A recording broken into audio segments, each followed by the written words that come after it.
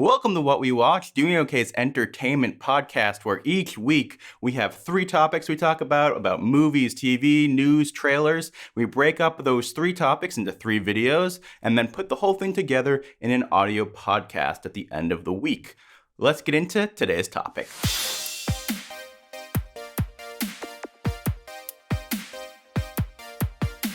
Hi, I'm Dan. I'm Olga, and we're discussing American Horror Story 1984, Episode 2, entitled Mr. Jingles. Which is an odd title for this one, because, I mean, it's not like he was introduced in this episode. And it's not like he was the main focus. No. He just, killed a guy. If anything, looks like next week's episode, he's more... That's what I thought, too. Yeah. He really... Yeah, Anyway. Weird title choice. I think we both really preferred this one over last week's, right? Yeah. Yeah, I mean, we didn't do a review last week for the premiere. It was so boring to us that it didn't warrant it, actually. Yeah, I thought it was, we had sat down and we were like, maybe we'll review it, and then we just found it pretty bland. Yeah. I think this episode was of a significant step up. If you don't know our history, we used to do a slasher podcast called the Screamcast. I'm a big slasher fan. Olga has watched a lot more American Horror Story than I have. But the slasher genre has grown on me, I dare say, Yeah. thanks to you. Yeah. I think the last week really did a lot of the exposition lifting, but in some ways I feel like this was the episode that did what last episode should have done, which is show that this is going to be more fun than just normal, just doing slasher again, and also make the characters a little bit quirkier, right? I feel like they were a little too ham-fisted with the characters being quirky in the premiere. Yeah. It was very much like, this is so stylized and our characters are eccentric. Don't you love that? And it's like, they got lost in that, and it just kind of felt... okay, they're weird for weird's sake, and there's a killer for, reasons. It didn't feel like it figured out the balance between, making fun of the genre and being of the genre. Yeah, I mean, this is a difficult show to critique because it's trying to be hammy. It's trying to make callbacks, but also put its own spin on things. And I felt like... I actually kind of disagree with you about last week because I felt that the biggest issue was that everybody felt too bland. Aside from Matthew Morrison and what's her name, the blonde chick, Billy Lord, people felt very by the book, and it felt a little bit too throwbacky to other slasher stuff in a way that I just felt like everyone was bland. And it'd be one thing if it was an hour-and-a-half movie where things are moving quickly and they're being cut down, but if it's a TV show, I have to at least find them fun. And I think this episode, I did find them fun. Yeah, I also thought that the performances themselves were more consistent this episode, which, I mean, it's not that I universally disliked performances in the premiere. Yeah. I just feel like the people that I was less sure of kind of found some of their footing and their direction better in this episode. Yeah, I think they definitely gave more to Xavier, who's the actor, the wannabe actor this week. His little side plot there with the porn producer who gets immediately AKA murdered. Daddy. Yeah. Okay. I mean, I think that what worked this week is that they went to the absurdist level and on multiple occasions, and that they brought in more mythology with building up the time traveler dude. Ghost. That guy was pretty good. Yeah. I was not necessarily on board with that premise last episode. I felt like we kind of predicted it he doesn't seem to be from this year. Yeah. But he wasn't. I think this episode did a great job of not dragging out things that were already beginning to be a little wearing, as far as first there was the time travel guy, the fact that they actually had that move forward a little bit. We know for sure that he's a ghost or whatever, but we don't know exactly what's going on there. Right. The same thing with nobody believed Brooke is such a tired cliche that I did not find interesting, and was just annoying to watch Emma Roberts doing that. So thankfully now everybody knows there's actually killers going around. Everyone's on board with it. Yeah. Less moping solo. Yeah. And beyond that also, I felt like Margaret was very trying in her one note thing, and then this episode they gave her more, Yeah, I mean, she still has that stuff that they've established in the first episode of her being very pious and by the book, but it has this sinister tone to it in this Yeah. episode by balancing her off of Richard Ramirez, the Night Stalker. Yeah. Like, that was a pairing I was not expecting. Yeah. I'm down. Like, Yeah. I'm happy that he's not just like hunting Emma Roberts' character anymore. And I think did it not make any sense? Sure, but does it need to? No, it was fun. Like, Yeah. And we still don't know that much about her character. I also like that they are playing up that Or she. do we? I do like that they are playing up that she is like a surviving final girl, and what she sort of dealt with since then. And again, are we hinting at that maybe she wasn't so innocent first time around? We have the guy out of time sort of talking about how we saw her. I'm still wondering if like maybe Margaret was the original killer and Mr. Jingles like took the fall or something. Or she had a psychotic break and also started killing. I don't know.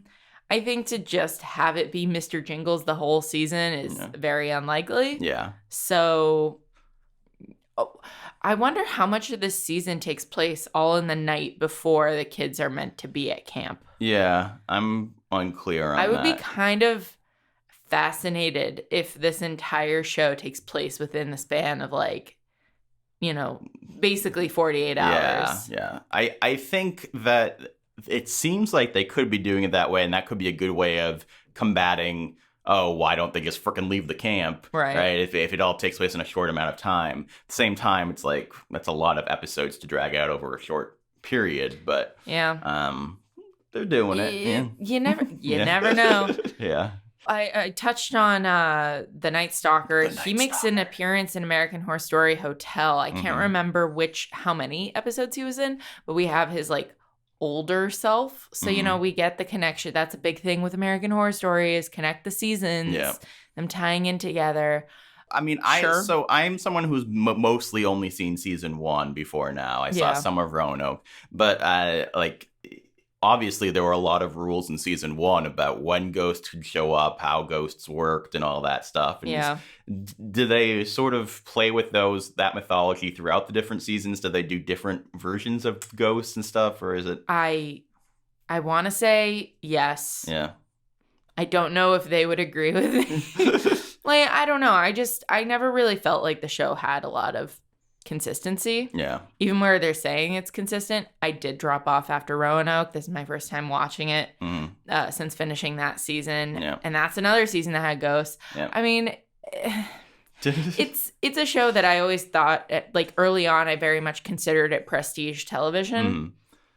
And as the seasons went on, I no longer feel that way. And now I'm in this for like campy fun. Yeah. No pun intended. No intended. Yeah, I mean, I think that they got my attention back this episode.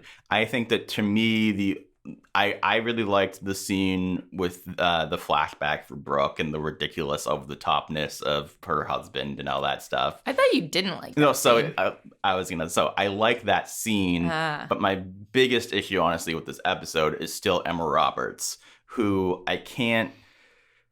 I just don't buy her as this character. I think she just has a very particular way of acting, and having seen her in Scream Queens, I feel like she's doing very similar expressions, but with a totally different character. And like I couldn't buy into the scene with the wedding stuff because I couldn't buy into her. And she's supposed to be the grounding element within that scene, right? Yeah. She's the normal one who was traumatized, and he was the crazy one. Yeah. And obviously, it's not like to say that she was acting crazy, but like, I didn't believe her as a human being in that scene. And I think that she's just a little too quirky to be playing, honestly, who's the straight-laced character in this.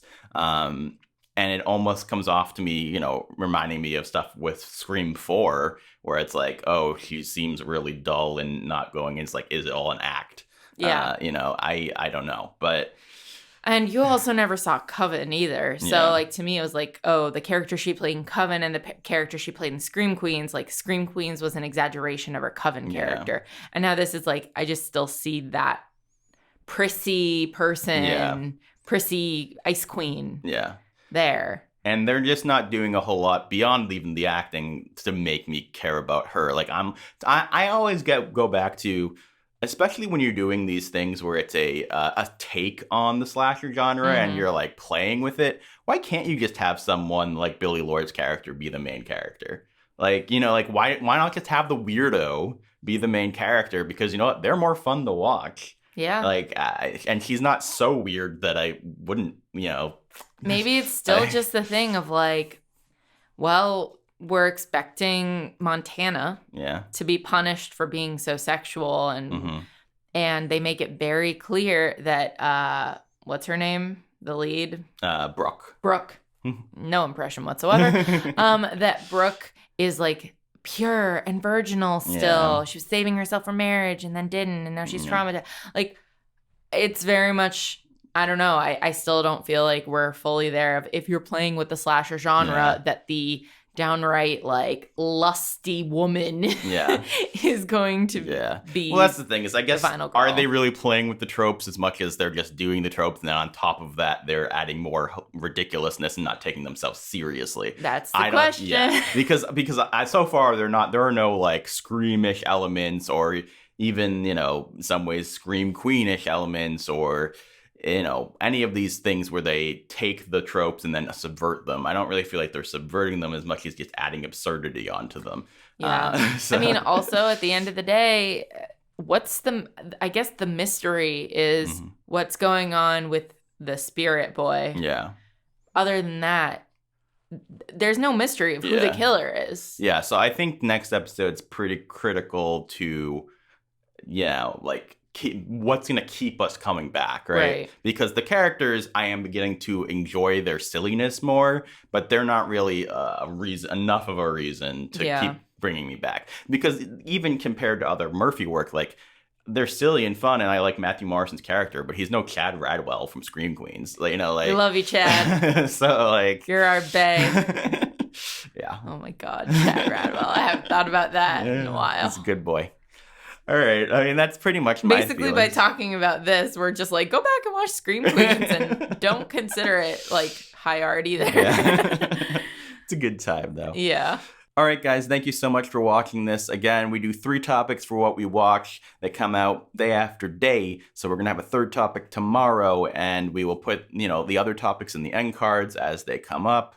And as far as the audio podcast goes and what the regular schedule for this will go, we don't really know yet. We're figuring this out. We're experimenting. And it kind of depends on you, the viewer, how many people show up. If anybody comments saying they want the audio podcast, we're just trying to figure out what the format is for this YouTube channel in a time when the 100 is not on, which has been our bread and butter. And so, you know, let us know what you think. Do you like American Horror Story? All that jazz. Thank you so much for watching. I'm Dan. I'm Olga, and we hope you're doing okay. You stole my line. I did.